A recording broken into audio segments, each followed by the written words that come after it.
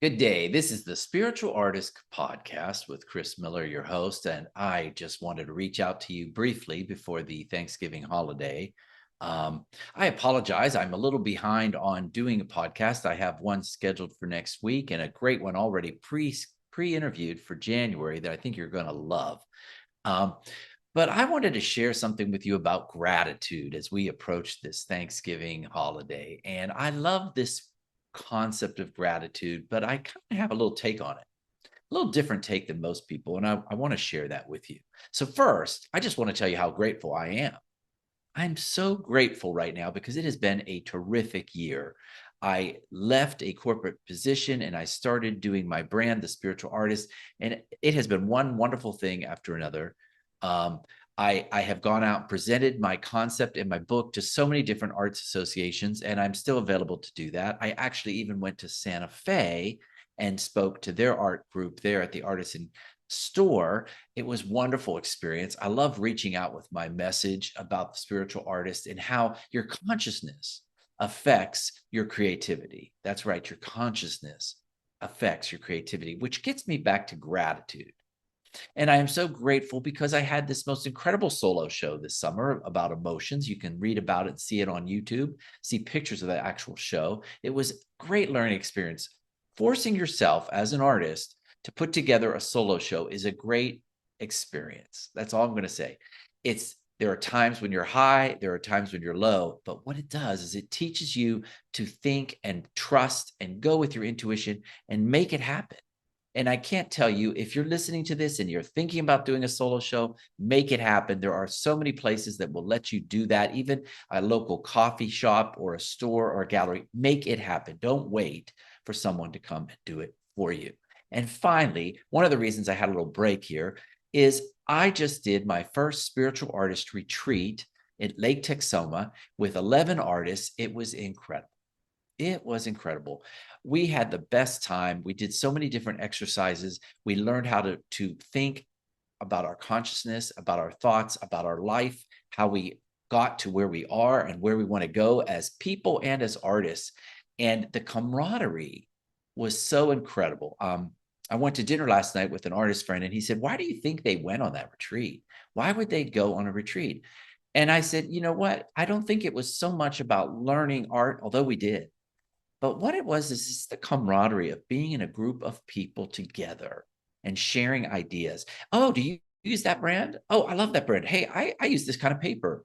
I use this for texture effect. I can't begin to tell you how much that expands your creative scope, your toolbox as an artist. And so if you're an artist listening to this and you have not found a local community, do it. Find a local community where you get together with some other artists, maybe just once a month and paint together. But that is so important to growing as an artist. It doesn't have to be a lonely creative profession. It can be something you do in a group. And I want to encourage you to also make sure that you pick a group that is positive and encourages. Um, if you interview with a group and you have any ill feeling, if you feel in your body that that they're judgmental or they're competitive, walk away. That's not where you need to be. You want to be somewhere where people encourage you, which gets back to being in that perfect place. What is gratitude exactly? So many motivational coaches speak of gratitude as though it's a tool to force things to happen for you. And while it does, gratitude does invite wonderful things into your life. I don't like to think of gratitude as something that I do just because I'm expecting to get something back. In fact, I think of gratitude as a shift in your alignment. And what I think it is you're aligning yourself with, and I'm going to use the word, a larger divine intelligence, a power, a spirit, God, whatever word you want to use. You're aligning yourself with the energy, the consciousness of God. Now, God is in all things. God is in all things, manifested and unmanifested, that spiritual energy. But there is this place I found where creativity occurs. And so I like to think of gratitude as a space of love. Gratitude and love are kind of the same thing. When I'm grateful, when I sit here and say, I'm grateful for the color of the leaves outside this window, the beautiful fall color on that smoke tree, I am aligning myself with the love of that tree. I'm loving it for what it is. And when I love something, I am in that space of receiving the most insightful intuition, ideas, creative impulses from spirit. So I want to share a story. Back when I was learning to be a spiritual life coach, I had to do a project, and I will overlay that on the screen so you can see. But I came up with this screen, a color board of emotions. And what I felt shows how we have a progression from the left with brown. We can be depressed, and we move all the way across the board through criticism, resistance, in the middle where you want to be. You want to be in the center of all things. You want to be with gratitude and love. And then there's force. Then they're going the opposite direction is expectation, forcing, anger. Those are the things that where we're trying to push too hard. If you've read my book, you read about the concept called the rule of medium. And that is being in the middle place. And this is just another way of thinking about being in that middle place. You don't want to be critical and in judgment because that will push you in the red zone. And you don't want to be unfocused and lazy and just and despondent. That puts you in depression. You want to be in gratitude and love, that channel of spirit. So there's another tool that I like to share. I actually learned this concept from Esther Hicks. She has a thing called a focus wheel, and she uses it to help you focus on things you want in your life. And I kind of tweaked that a little bit. And I've turned that into a gratitude practice. And I'm going to share that with you right now, what you can do at home. And you do this every day. I do this in the morning. Use your hands. There's 10 digits, ideally, or maybe not, but use what you have. And you use your hands to count off what you are grateful for in life. And so I could sit there and I go, oh, I'm grateful for those leaves outside the window. I'm grateful for the fact that the lawn mowing service isn't here right now. I'm grateful for the silence in my house. I'm grateful for my dogs that are sitting across from me. And you work yourself through each finger until you get to 10 points of gratitude. That's the minimum. You can do more. But what you do is you're raising your consciousness. You're aligning yourself in that green zone. You're aligning yourself with spirit. You're aligning yourself where you feel love for the things around you. I'm going to say that again. You feel love for the things around you. And when you feel and you're in the space of love, when you see love in all things, you will be in the spirit, the space of spirit. Now, there's a couple things that we have to talk about with this. It's hard. It is hard. I had a period in my life where I was really blue, and I had to force myself to do this 10-digit practice every morning. And it was hard to even find anything. I was, in physical pain. My job was in jeopardy. I didn't feel good about things. It's hard. So what I ask you, I love this word ease. Look for something that is easy or easeful, or that you feel ease that you can express. For me, it can be the littlest thing. So when you start on that wheel, and if you get up on Thanksgiving morning or Friday morning and you're feeling exhausted and tired, think about the littlest thing that you can feel grateful for. Maybe it is, I'm grateful that I'm sitting here with a cup of coffee. That's it. Then go to the next one. And the coffee is hot. And then the next one. And I'm comfortable. I'm seated at a chair. Even if you're physically not feeling well, you might say, but I feel ease in my shoulders. My shoulders don't hurt right now. And as you see, open that door through ease. Go with the easiest way you can do it. If you sit there and try to go, okay, oh, that's CJ Miller. He wants me to be a spiritual artist. And I'm sitting down. Yeah. I love being alive. If that is too far from where you are, if you're reaching too far, you won't get it. It will isolate you. In fact, you'll feel the opposite. If you try to reach too far, you will feel the opposite emotion and you'll feel resentful. You'll pull back. You'll feel resistance, criticism, and depression. So it has to be something easy. For example, I'm going to use this window of what you're seeing of me right now. And I could sit here and just the most easy thing is I like the white space in the book behind me. I love how that white pops. See how simple it is? It can be that simple.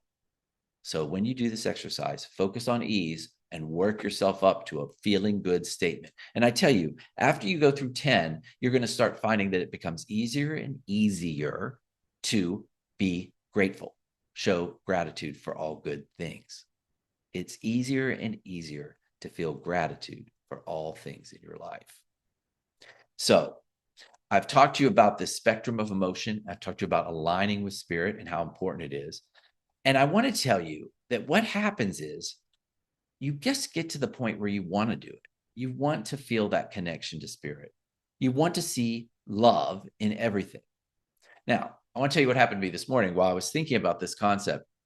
I was drinking my coffee and a cold front is coming in and I had to carry a plant inside, and I go get the plant and I'm walking inside with this plant, and suddenly this, and I will say this nicely, roach-like bug fell off the plant onto my arm, and I immediately had a reaction. I immediately was, oh my God, what is this thing on my arm? I stopped and I saw the beauty of this thing on my arms. Yes, it was a roach with all those legs and it was kind of disturbing, but you know what? There was a beauty in the fact that it was such a mechanism, so different from me, and yet alive.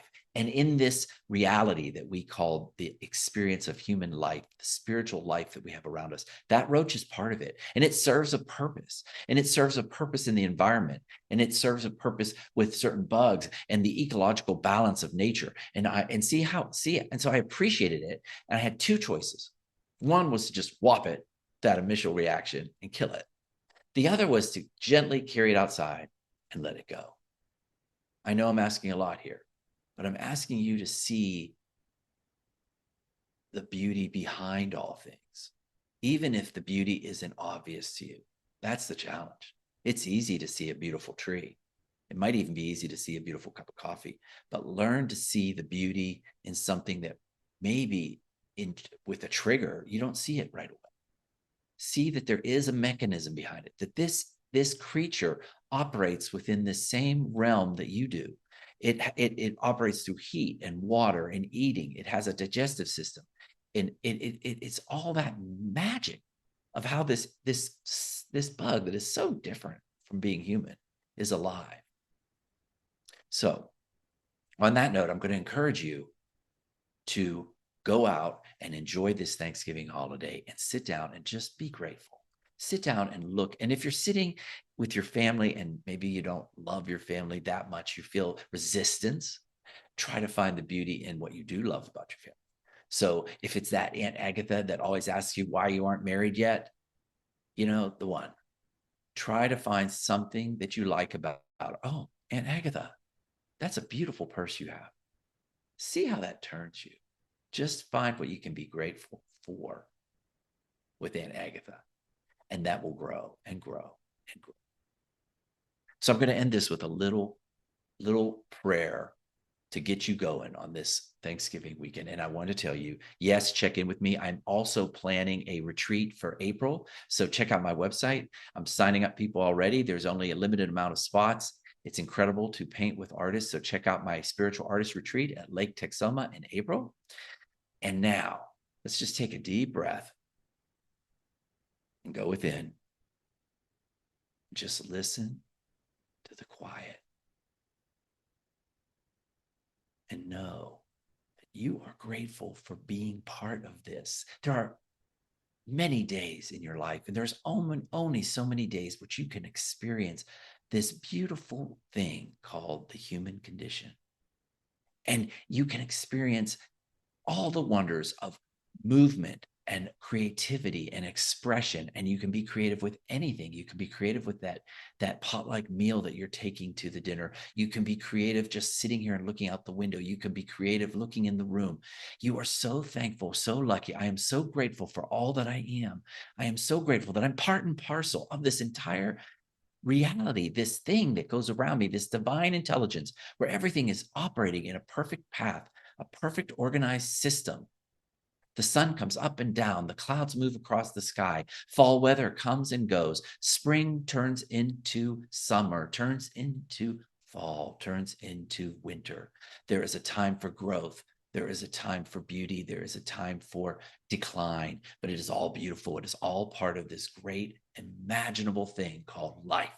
And I want you to know that I'm grateful for you for listening to the Spiritual Artist Podcast and following me and doing all the things that you want. But most importantly, I'm grateful that we can co-create in this experience called life.